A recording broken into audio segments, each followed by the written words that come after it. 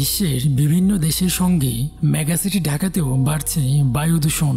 দেশব্যাপী তীব্র তাপপ্রবাহ বয়ে চলার পর ঢাকায় বৃষ্টিপাত হলেও বায়ুমানের তেমন কোনো পরিবর্তন হয়নি। এখনও ঢাকার বাতাস অস্বাস্থ্যকর অবস্থায় রয়েছে।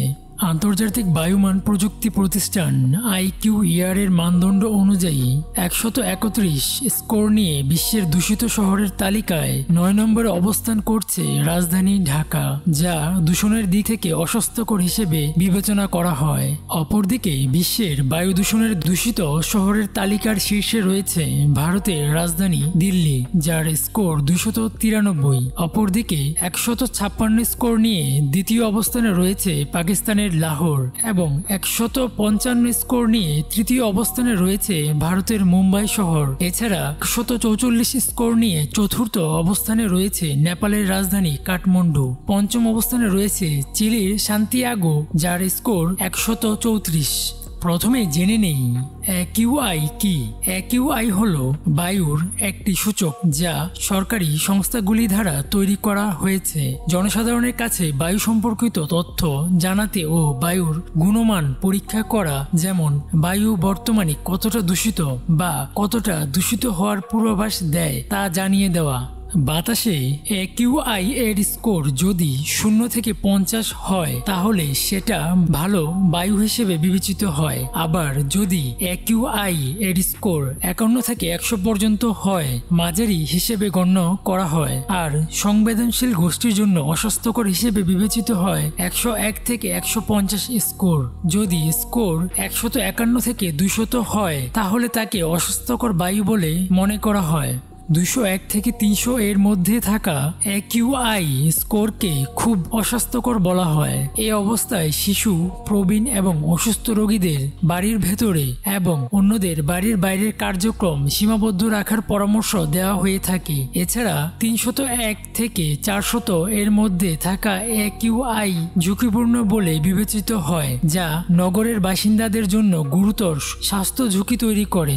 বায়ু দূষণ গুরুতর স্বাস্থ্য ঝুঁকি তৈরি করে থাকে। এটা সব বয়সী মানুষের জন্য ক্ষতিকর, তবে শিশু, অসুস্থ ব্যক্তি, প্রবীণ ও অন্তঃসত্ত্বাদের জন্য বায়ু দূষণ খুবই ক্ষতিকর। এর আগে ব্রিটিশ বার্তা সংস্থা রয়টার্স জানিয়েছে বিশ্বে বায়ু দূষণের শীর্ষে থাকা 3 দেশের মধ্যে পাকিস্তান আগে থেকে থাকলেও নতুন করে স্থান করে নিয়েছে বাংলাদেশ ও ভারত। প্রকাশিত তথ্যে দেখা গেছে এই 3 দেশের বাতাসে যে পরিমাণ দূষিত কণা রয়েছে তা বিশ্ব স্বাস্থ্য সংস্থার WHO মানদণ্ডের চেয়ে প্রায় 15 গুণ বেশি।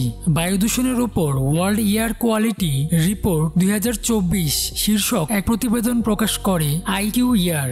প্রতিবেদনে বলা হয় বায়ু দূষণে বিশ্বের শীর্ষ 3 দেশের মধ্যে পাকিস্তান দ্বিতীয় অবস্থান ধরে রেখেছে। আফ্রিকার দেশ চাঁদ আর ইরানকে সরিয়ে যথাক্রমে প্রথম ও তৃতীয় অবস্থানে চলে এসেছে বাংলাদেশ ও ভারত। 2024 সালে বাংলাদেশের বাতাসে ফাইন পার্টিকুলার ম্যাটার বা PM 2.5 এর পরিমাণ ছিল প্রতি ঘনমিটারে 79.9 মাইক্রোগ্রাম, কিন্তু পাকিস্তানের বাতাসে এর পরিমাণ ছিল 73.7 মাইক্রোগ্রাম। বিশ্ব স্বাস্থ্য সংস্থার মতে বাতাসে এটি থাকা উচিত 5 মাইক্রোগ্রাম। বাতাসে এই PM 2.5 এর বেশি হলে ফুসফুসের মারাত্মক ক্ষতি হয়। বায়ু দূষণের কারণে যেসব রোগ হতে পারে তা সম্পর্কে বিশেষজ্ঞরা বলেছেন, একটি প্রজন্ম যদি দীর্ঘ সময় বায়ু দূষণের মধ্যে কাটিয়ে দেয় তার মারাত্মক প্রভাব পড়ে পরবর্তী প্রজন্মের উপর। বাংলাদেশ সহ দক্ষিণ এশিয়ার দেশগুলোর বায়ুতে ক্ষতিকর বস্তুকণার পরিমাণ বিশ্ব স্বাস্থ্য সংস্থার বেঁধে দেওয়া সীমার 10 গুণের বেশি। দীর্ঘদিন দূষিত বাতাসের মধ্যে থাকলে যেসব রোগ হতে পারে তার মধ্যে আছে হৃদরোগ, কাশি, নিউমোনিয়া সহ ফুসফুসের দীর্ঘমেয়াদী রোগ। বাংলাদেশে বায়ু দূষণ বেশি হওয়ার কারণ সম্পর্কে বিশেষজ্ঞরা বলেছেন, অপরিকল্পিতভাবে শিল্প কারখানা গড়ে ওঠা, ঢাকার মতো বড় শহরের চারপাশে ইটভাটা, শহরের মধ্যে নানা কারখানা স্থাপন, শহরের প্রচুর ধুলাবালি, বিভিন্ন নির্মাণ কাজ বায়ু দূষণের অন্যতম কারণ। এছাড়াও ট্রাফিক জ্যামের কারণে অতিরিক্ত জ্বালানি খরচ করে গাড়িগুলো বায়ু দূষণ বাড়িয়ে দিচ্ছে। মাত্রার অতিরিক্ত গরম থেকে বাঁচতে মানুষ অতিরিক্ত AC ব্যবহার করছে, তাতেও বায়ু দূষণ বাড়ছে। এই বায়ু দূষণ কমাতে হলে আমাদের প্রত্যেকেরই সচেতন হতে হবে।